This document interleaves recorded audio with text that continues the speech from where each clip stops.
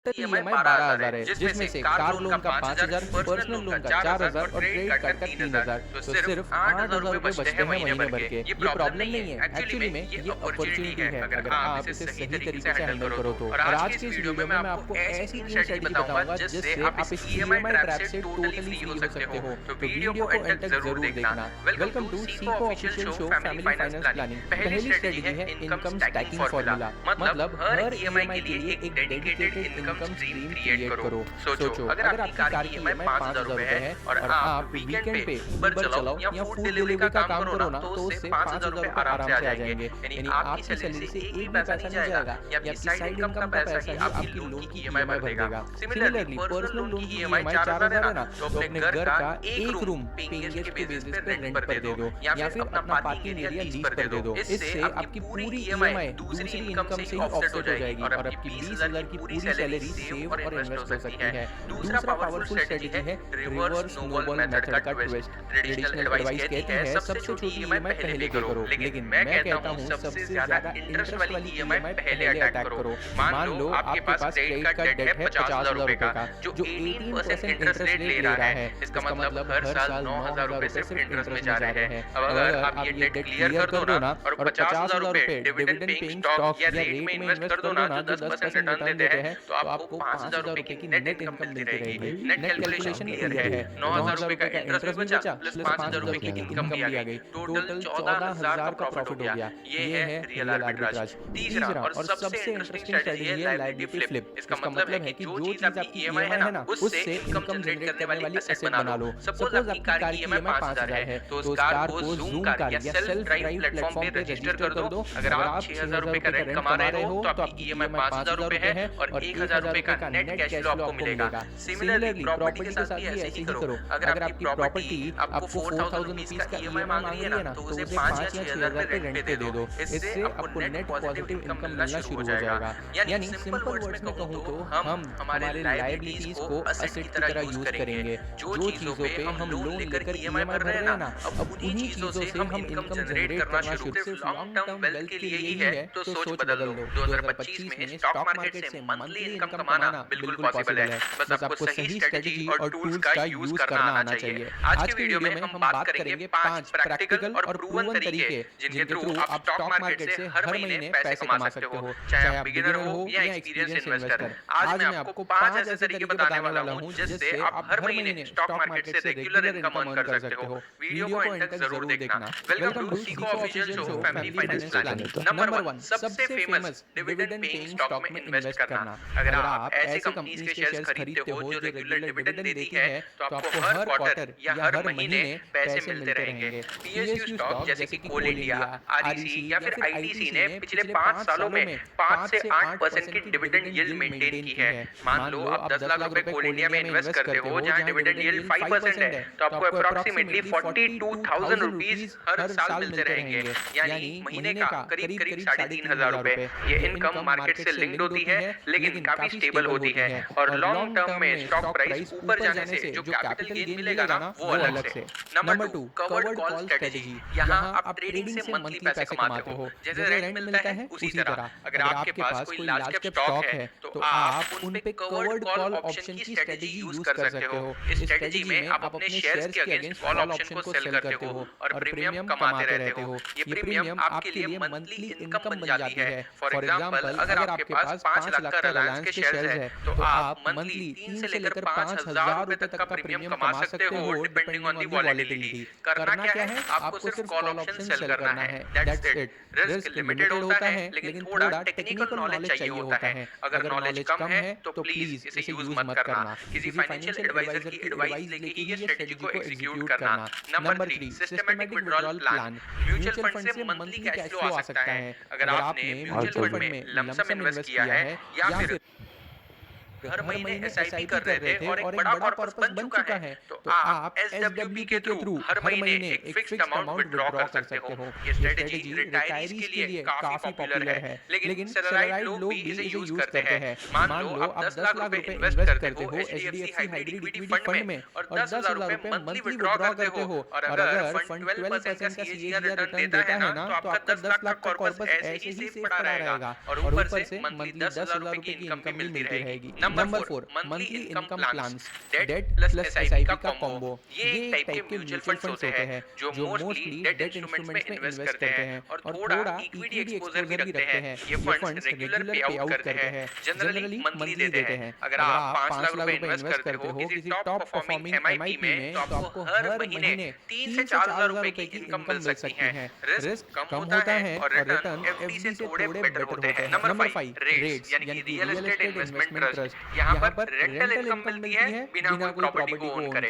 देखो यार, rates stock market में लिस्टेड होते हैं और कमर्शियल प्रॉपर्टी से रेंट कमा के इन्वेस्टर्स को डिविडेंड के फॉर्म में देते रहते हैं। एम्बेसी रेट्स, माइंडस्पेस रेट जैसे ऑप्शंस ने पिछले 3 सालों में 6 से लेकर 8% की डिविडेंड यील्ड दी हुई है। अगर आप 5 लाख रुपए इन्वेस्ट करते हो ना, तो यहाँ अप्रोक्सीमेटली आपको 2.5 से 3.5 हजार रुपए पर मंथ का डिविडेंड मिल सकता है। ये ऑप्शन उनके लिए परफेक्ट है जो रियल एस्टेट में इन्वेस्ट करना मोबाइल रिचार्ज, ग्रोसरी का एक हिस्सा ये पैसा ही कवर कर दे। आप अपनी सैलरी का पूरा हिस्सा फैमिली पे लगा सकते हो, ग्रोथ पे लगा सकते हो। और ये कोई सपना नहीं है, आज भारत में लाखों लोग ऐसे इन्वेस्टमेंट ऑप्शन यूज कर रहे हैं जो उन्हें रेगुलरली हर महीने इनकम देते रहता है। आज की वीडियो में मैं भी आपको ऐसे 3 मंथली इनकम ऑप्शन बताने वाला हूँ जिससे आप हर महीने 4 से 5 हजार रुपए कमा सकते हो सीधे आपके बैंक अकाउंट में। अगर इन्वेस्टमेंट थोड़ी ज्यादा करोगे ना, तो 9 से 10 हजार रुपए पर मंथ भी बन सकते हैं। और हाँ, नंबर 3 वाली सिस्टम तो मेरी फेवरेट है, उसमें मैं खुद भी इन्वेस्ट करता हूँ। तो वीडियो को अंत तक जरूर देखना। Welcome to CEO official show family finance planning. मैं हूँ Harsh Veera, certified financial planner, MC registered distributor and chartered wealth manager. देखो, मंथली इनकम ऑप्शंस की दुनिया बहुत इंटरेस्टिंग है। जहाँ आम लोग सिर्फ सैलरी पे डिपेंड रहते हैं ना, वहाँ स्मार्ट इन्वेस्टर्स अपने पैसों को काम पे लगाते हैं और हर महीने रेगुलर इनकम जनरेट करते हैं। ये ऑप्शन सिर्फ अमीर लोगों के लिए नहीं है, मिडिल क्लास फैमिलीज हो, रिटायर्ड प्रोफेशनल हो और यंग इन्वेस्टर भी इन ऑप्शन का फायदा उठा सकता है। आपको बस सही डायरेक्शन और जेन्युइन इंफॉर्मेशन चाहिए। That's it. चलिए देखते हैं वो 3 बेस्ट ऑप्शंस जो आपको कंसिस्टेंट मंथली इनकम दे सकते हैं। पहला ऑप्शन है high dividend paying stocks. India में कुछ कंपनीज ऐसी हैं जो साल में 3 से 4 बार डिविडेंड देती है। कोल इंडिया ने फाइनेंशियल ईयर 2024 में अपने शेयरहोल्डर्स को टोटल 26 रुपए पर शेयर का डिविडेंड दिया था। मतलब अगर आपने सिर्फ 2000 शेयर होल्ड किए होते ना, तो साल भर में 52,000 रुपीस का डिविडेंड मिलता।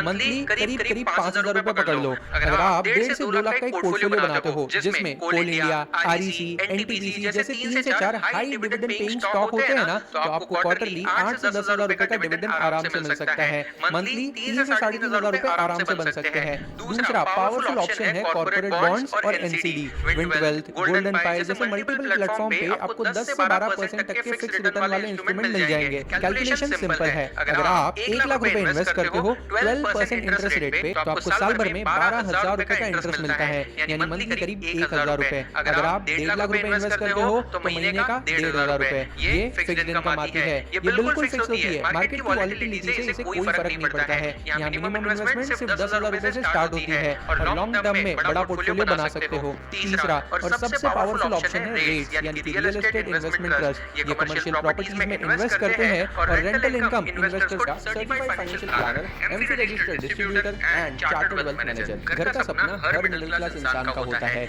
लेकिन डाउन पेमेंट अरेंज करना सबसे बड़ी चैलेंज होती है। ज्यादातर लोग सोचते हैं कि लाखों रुपए इकट्ठा करने में 10 से 15 साल लग जाएंगे, लेकिन एक स्मार्ट स्ट्रेटेजी है ना, तो आप सिर्फ 5 साल के अंदर अपने घर के मालिक बन सकते हो। आरबीआई के रूल्स के अकॉर्डिंग अगर प्रॉपर्टी की वैल्यू 30 लाख या उससे कम है ना, तो बैंक 90% तक का अमाउंट का लोन अप्रूव कर सकती है। मतलब आपको सिर्फ 10% अपनी जेब से डालने हैं। टियर 2 सिटीज जैसे कि लखनऊ, जयपुर, इंदौर, अहमदाबाद में प्रॉपर्टी रेट्स काफी कम है। आज भी 3,500 से लेकर 6,000 रुपए पर स्क्वायर फीट में घर मिल जाता है। एक डिसेंट 2 BHK फ्लैट 20-30 लाख में आराम से अवेलेबल है। अब सवाल यह है कि 20-30 लाख के घर के लिए 2.5 से 3 लाख का कॉर्पस यानी कि डाउन पेमेंट के लिए रिक्वायर्ड पैसे 5 साल में कैसे बनाएं? वेल, बहुत आसान है। देखो, आपको एक हाई रिटर्न वाला फंड सेलेक्ट करना होगा जो आपको 18 से 20% पर एनम तक का रिटर्न दे सके।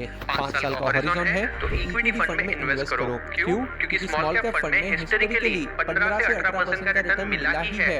Nippon India small cap fund ने और कॉर्न स्मॉल कैप फंड ने भी पिछले 10 सालों में 20% के आसपास का रिटर्न डिलीवर किया है। मार्केट में रिस्क तो होता है, लेकिन 5 साल का टाइम हॉरिजॉन होने की वजह से वॉलेटिलिटी का इंपैक्ट थोड़ा कम हो जाता है। अगर आप सिर्फ 500 रुपए की नॉर्मल एसआईपी करते हो 20% रिटर्न पर, तो 5 साल में में आप टोटल 51,000 रुपीज जमा कर सकते हो, जो थोड़ा छोटा अमाउंट है। इतने में घर नहीं खरीद सकते, लेकिन यहाँ पर स्टेप अप एसआईपी का जादू काम आता है। नॉर्मल एसआईपी में आप एक फिक्स अमाउंट इन्वेस्ट करते रहते हो हर महीने, लेकिन स्टेप अप एसआईपी में हर साल अपना इन्वेस्टमेंट अमाउंट डबल करते जाना है। पहले साल 500 रुपए मंथली सेव करो, साल का 6,000 रुपया बनेगा। दूसरे साल 1,000 रुपया मंथली करो, यानी 12,000। तीसरे साल डबल करके 2,000 रुपए मंथली करो। चौथे साल 4,000 रुपए मंथली और पांचवें साल 8,000 रुपए मंथली। यानी टोटल 5 साल में इन्वेस्ट किए हुए पैसे 1,86,000 रुपीज बन जाएंगे। अब अगर ये पैसा एक अच्छे इक्विटी म्यूचुअल फंड में गया ना, जिसका हिस्टोरिकल रिटर्न 15% सीएजीआर है, तो कंपाउंडिंग का मैजिक आपको ये पैसों को 2.5 से 3 लाख रुपए आराम से बना सकता है। ये है सिंपल कैलकुलेशन। इससे आप 3 लाख का कॉर्पस रेडी करोगे और 30 लाख तक की प्रॉपर्टी के लिए डाउन पेमेंट अरेंज कर लोगे। बाकी के 27 लाख के लिए लोन आसानी से। रिटर्न दिखने में तो सेफ लगता है, लेकिन जब 6% का इन्फ्लेशन और 30% का टैक्स होना, तो रियल रिटर्न 2 से 3% से ज्यादा नहीं होता है। मतलब पैसा ग्रो होने की बजाय एक्चुअली में अपनी वैल्यू लूज करते जाता है। चलिए एक रियल एग्जांपल से समझते हैं। पुणे की अग्रवाल फैमिली के पास 2010 में 10 लाख रुपए की सेविंग थी। उन्होंने पूरा पैसा एफडी में पार्क कर दिया एट 7% पर एनम रिटर्न। 2020 में उनके एफडी की मैच्योरिटी का कॉर्पस बना 20 लाख के आसपास। आपको सुनने में अच्छा लग रहा होगा, लेकिन उसी 10 साल में उनका लाइफस्टाइल कॉस्ट ऑलमोस्ट डबल हो गया, क्योंकि इन्फ्लेशन एवरेज 6% पर एनम था। मतलब 20 लाख की एक्चुअल वैल्यू सिर्फ 11-12 लाख के बराबर ही रही। पैसा सेफ तो था, लेकिन ग्रोथ जीरो। अब इससे अलग देखते हैं। वहीं अगर अग्रवाल फैमिली ने वो 10 लाख रुपए एक इक्विटी ओरिएंटेड म्यूचुअल फंड में डाल दिए होते ना, अज्यूमिंग 12% पर एनम का सीएजीआर, तो 2020 में उनका कॉर्पस 30 लाख से भी ज्यादा होता। मतलब सेम पैसा सेम टाइम, लेकिन एफडी के कंपैरिजन में ऑलमोस्ट 1.5 गुना ज्यादा रिटर्न मिला। और अगर यही इन्वेस्टमेंट 20 साल तक रखा होता ना, तो हार्डली एफडी से 35 लाख रुपए बनते, लेकिन म्यूचुअल फंड से 1 करोड़ रुपए का कॉर्पस। यानी कंपाउंडिंग का असली मैजिक आपको इक्विटी में ही दिखता है। वेल्थ क्रिएशन का गोल्डन रूल यही है, कंपाउंडिंग के साथ पेशेंस रखो।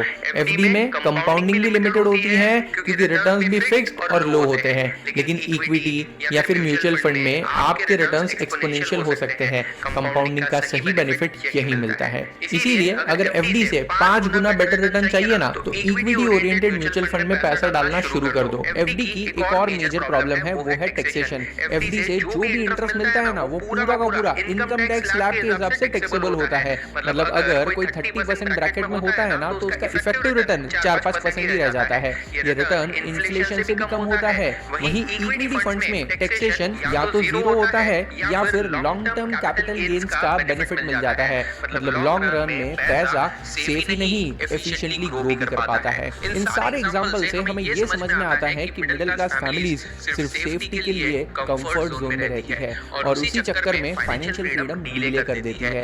एफडी एक इमोशनल चॉइस है, लेकिन रियल ग्रोथ एसेट्स हमेशा लॉन्ग टर्म वेल्थ क्रिएट करते हैं। एफडी का रोल इमरजेंसी फंड और शॉर्ट टर्म पार्किंग तक ही लिमिटेड है, लेकिन फ्यूचर गोल्स के लिए एफडी एक लायबिलिटी बन जाती है। अमीर लोग रिच लाइफस्टाइल के लिए हमेशा इक्विटी में एलोकेशन करते हैं। स्मार्ट एलोकेशन वहीं से होती है। इमरजेंसी के लिए थोड़ा पैसा एफडी में रखना ठीक है, लेकिन लॉन्ग टर्म का मेजॉरिटी पैसा आपको इक्विटी और इंडेक्स म्यूचुअल फंड में डाल देना चाहिए।